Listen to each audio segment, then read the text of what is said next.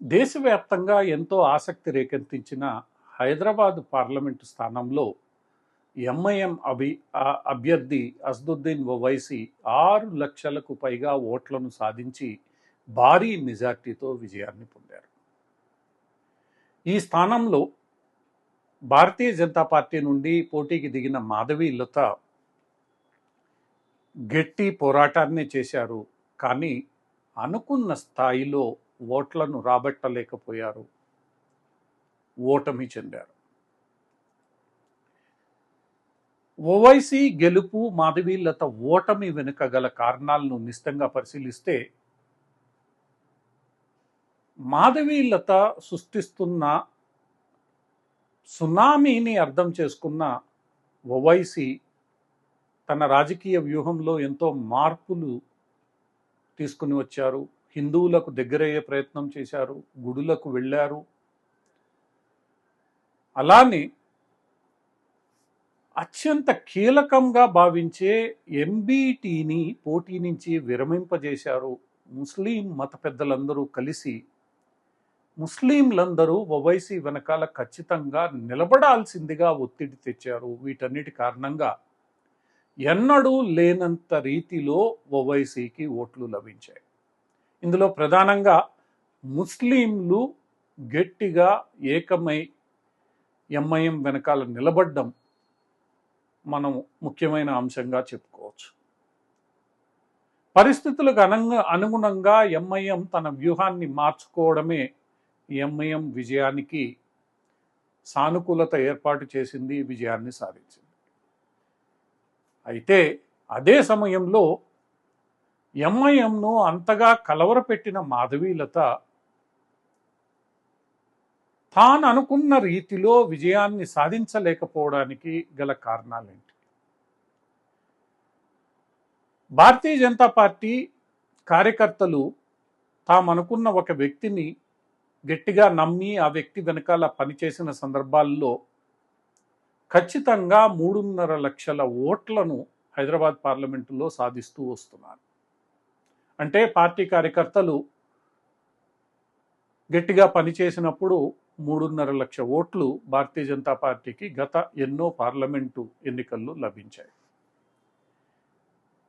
దీనికి తోడు అంటే కార్యకర్తలు పనిచేయడంతో పాటు అభ్యర్థి యొక్క ప్రాచుర్యాన్ని, ముఖ్యంగా మాధవి లత సాధించిన ప్రచారాన్ని, ప్రజల్లోకి వెళ్ళిన వైనాన్ని కూడా జత చేర్చుకుంటే ఖచ్చితంగా ఈ 3.5 లక్ష ఓట్లను మించి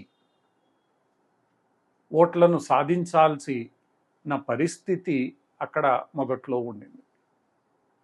అయితే అలాంటిదేమీ మనకి తుది ఫలితాల అనంతరం కనిపించలేదు. ఎక్కడ బీజేపీ మాధవి లత వైఫల్యం చెందారని నిశితంగా పరిశీలిస్తే 2 ప్రధాన కారణాలు మనకు కనిపిస్తాయి. ఒకటి, పార్టీ అభ్యర్థి ఐకమత్యంగా కలిసిమెలిసి పనిచేయలేకపోవడం. 2, పార్టీ అభ్యర్థులు స్థానికంగా ఉన్న ప్రచార సాధనాలను, మీడియాను దూరం పెట్టివేయడం. వీటితో పాటు ఎవరి దోవన వారు పని చేసుకోవడం, కార్యకర్తలు నిరుత్సాహంగా మారిపోవడం, ఇవన్నీ కూడా 3.5 లక్షలకు మించి ఓట్లను సాధించకుండా పోవడానికి ప్రధాన కారణాలు. ఇక్కడ పార్టీ అభ్యర్థి పైన అభ్యర్థి పార్టీ మీద ఆరోపణలు గుప్పించినప్పటికీ ఇరువురిలోనూ దోషం ఉంది. ముఖ్యంగా అందరినీ కలుపుకోవాల్సిన బాధ్యత అభ్యర్థి మీద ఉంటుంది. ఎటువంటి రాజకీయ అనుభవం లేని ఒక అభ్యర్థి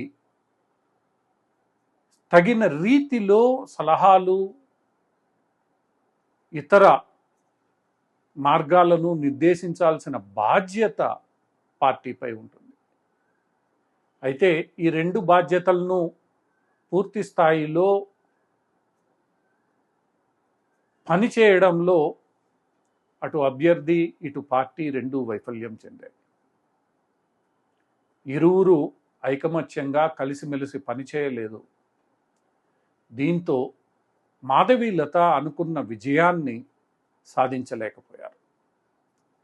ఇక్కడ పార్టీతో పాటు, ఎందుకంటే హైదరాబాద్ పార్లమెంట్లో పార్టీ పరిస్థితి చాలా బలహీనంగా ఉంది, అది అందరికీ తెలిసిన విషయమే.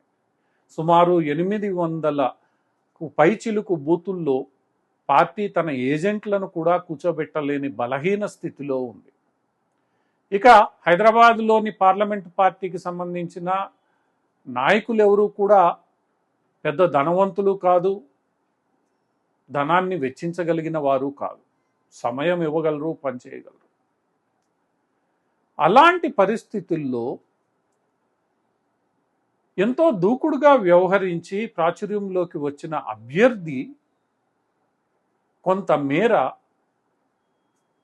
ఆ పార్టీని సమర్థవంతంగా నాయకత్వం వహించి ముందుకు తీసుకెళ్లాల్సిన పరిస్థితి ఉంటుంది.